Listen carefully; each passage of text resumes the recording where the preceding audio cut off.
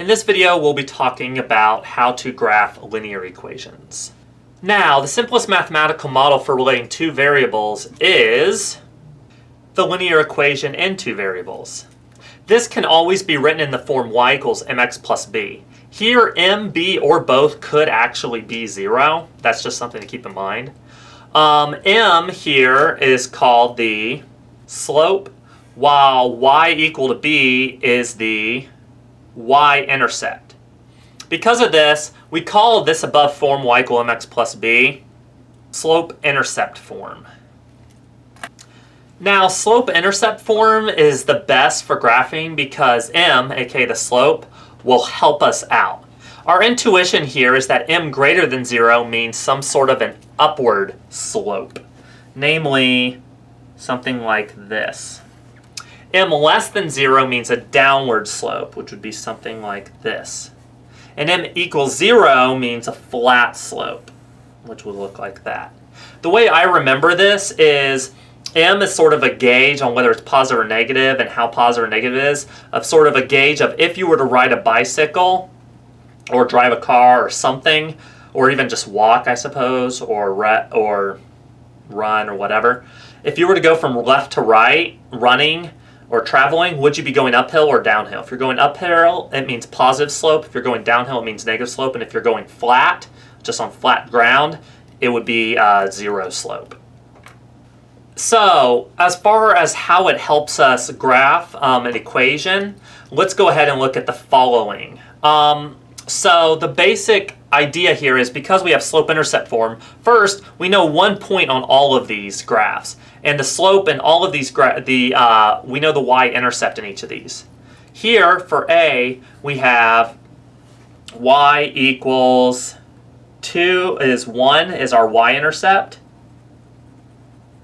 Here, our y-intercept is 2, because that's our constant term. And here, our y-intercept, well, we have to work a little harder here, and we get y equal negative x plus 2. So our y-intercept is 2 again. Now, how does slope help us here? Slope helps us here in that whatever the slope is, by moving 1 unit in x and moving that many units in y, either up or down, we always will get our next points. Namely, if we were to move 1 in x, we move 2 in y.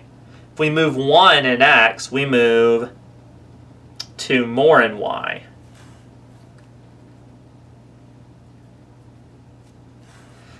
If we move 1 in x, we move 2 more in y, and so on and so forth. This will create a line. Okay. Y equal 2, here the slope is actually 0, so we just have a flat line. So that was easy.